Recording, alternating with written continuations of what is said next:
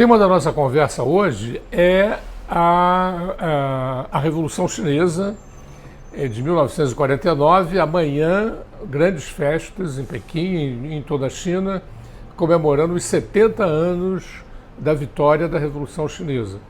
Em 1º de outubro de 1949, Mao Tse-tung, que os chineses falam Mao Zedong, ali na Praça Tiananmen, na Praça da Paz Celestial, fez um discurso histórico em que ele terminava dizendo que nunca mais o povo chinês será um povo escravo.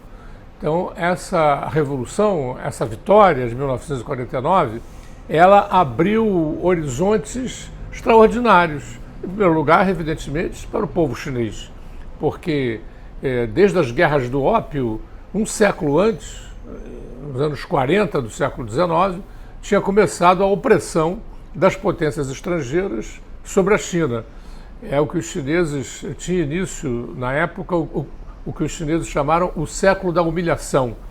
Foram 100 anos de dominação intermitentes, mas crescentes, das potências estrangeiras, quase todas ocidentais, mas também o Japão, a partir do fim do século XIX, entraria no condomínio das potências estrangeiras, que envolvia Inglaterra, França, Alemanha, outras potências menores, como a Bélgica e a Rússia czarista.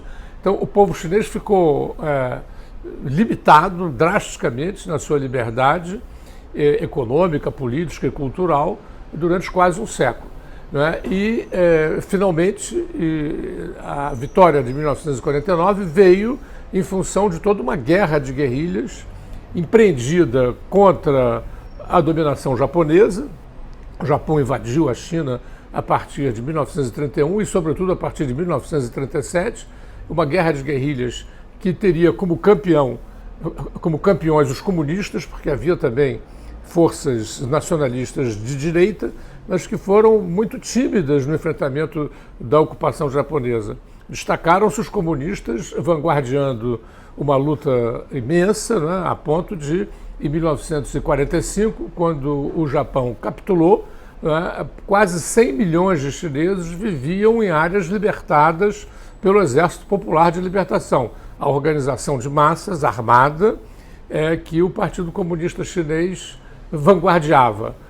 Na época, a China tinha cerca de 500 milhões de habitantes, ou seja, 20% do país, da população do país, vivia já sob as orientações, o governo do Partido Comunista e do Exército Popular de Libertação. Posteriormente, ainda haveria uma última guerra civil entre 46 e 49, porque as grandes potências mundiais, União Soviética, Estados Unidos e Inglaterra, haviam chegado a um acordo em Yalta, na Conferência de Yalta, em fevereiro de 1945, segundo o qual a China teria um governo nacionalista de direita aberto, no entanto, a eleições. Havia muitas desconfianças fundadas dos comunistas e das camadas populares em relação a esse governo nacionalista de direita, inclusive porque eles nacionalistas tinham muito pouco, tinham lutado muito pouco, muito timidamente, como eu já disse, contra o Japão, de sorte que não chegaram a um acordo e houve então uma última guerra civil e, surpreendentemente, surpreendendo as direitas e a própria União Soviética, o Exército Popular de Libertação foi vitorioso. E é preciso destacar que esse termo aí, libertação, tinha um conteúdo muito claro. Eu levantaria aqui 3 aspectos: a libertação do país, um século de humilhação, a libertação do país em relação ao domínio estrangeiro. Em segundo lugar, a libertação dos jovens. Uma série de leis foram aprovadas, liberando a obediência que os jovens deviam no contexto da família patriarcal. E, finalmente, como dizem os chineses poeticamente, a segunda metade do céu, as mulheres também enfim, receberam,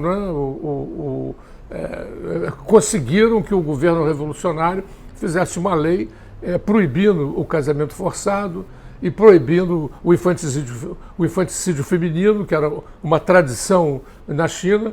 Quer dizer, ou seja, houve uma libertação em relação aos estrangeiros, uma libertação dos jovens e das mulheres, que eram a grande maioria da população. Ao mesmo tempo, no entanto, é preciso dizer, o Partido Comunista fundou uma ordem que não era uma ordem democrática, não era uma ordem aberta ao pluralismo e à liberdade de organização partidária e sindical.